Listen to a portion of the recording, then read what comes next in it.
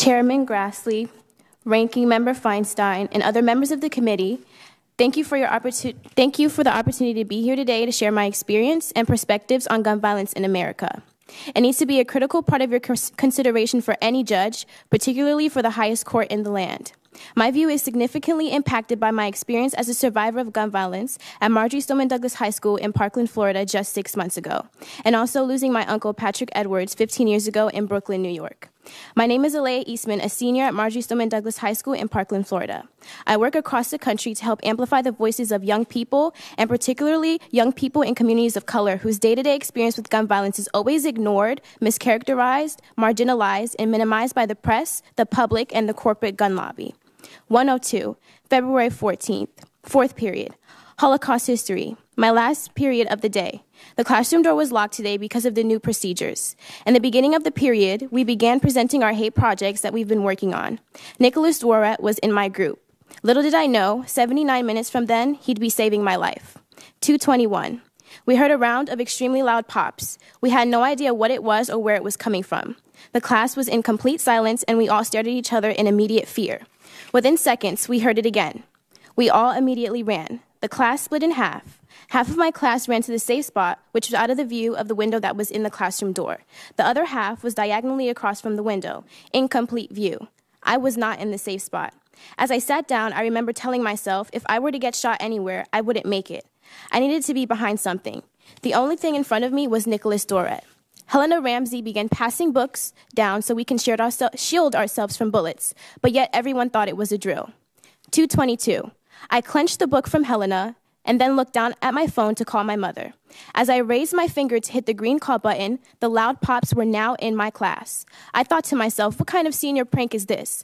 As I began to see red on the floor, I assumed it was a paintball gun.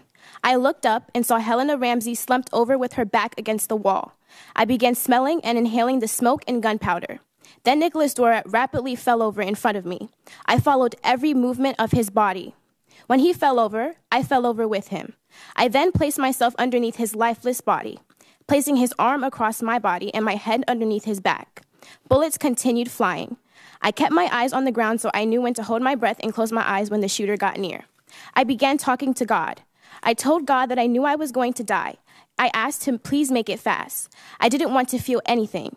I asked for the bullet to go through my head so I wouldn't endure any pain.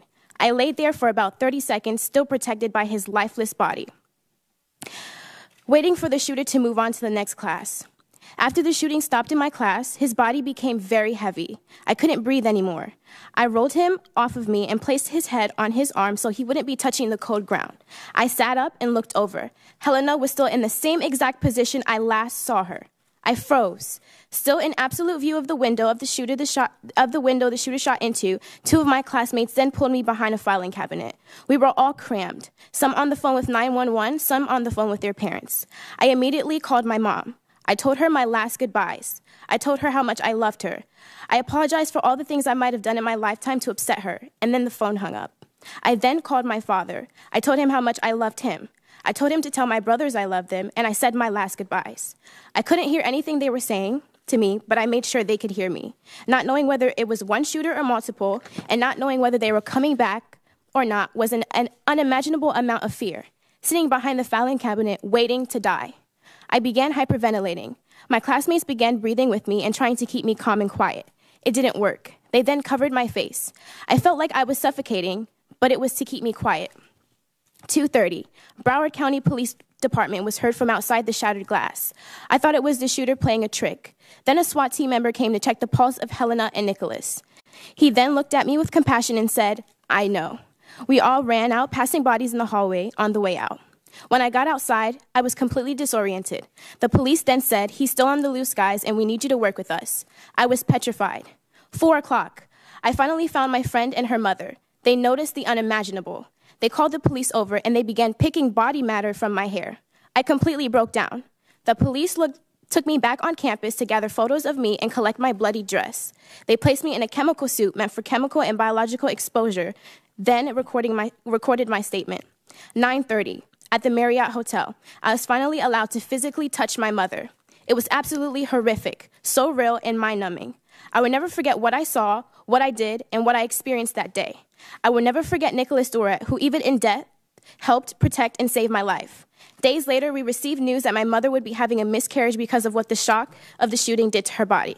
The shooting didn't only impact me on February 14th, it impacts me every day of my life.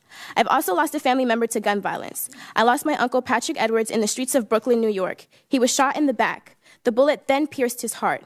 He was only 18 with his whole life ahead of him. And unfortunately, that is the same story of thousands of Black and brown families across the country. Gun violence disproportionately impacts Black and brown youth, whether that being police brutality, homicides, or domestic violence. As for people of color, law enforcement is the shooter in some cases. History of bias, brutality, and racism in so many communities. Like many of my brothers and sisters of color, I am not comforted by deputies with handguns, let alone assault rifles. I am very concerned since learning Brett Kavanaugh's views on guns and how he would strike down any assault weapons ban. Too many dangerous and prohibited people continue to be able to readily access and use dangerous weapons to terrorize Americans at home, work, church, school, and on our streets and anywhere we go on our day-to-day life. As you consider what to do and who to appoint to make us safer from gun violence, remember my story. Remember my classmates who died. Remember the victims of color that face mass shootings every day. Remember all victims of gun violence from Parkland, Brooklyn, Miami, Milwaukee, Oakland, and all over America. As you make your final decision, think about it as if you had to justify and defend your choice to those who we lost to gun violence. If Kavanaugh doesn't have the decency to shake hands with the father of a victim, he definitely won't have the decency to make life-changing decisions that affect real people. The youth is urging our society to recognize the depth and seriousness of the gun violence epidemic in America.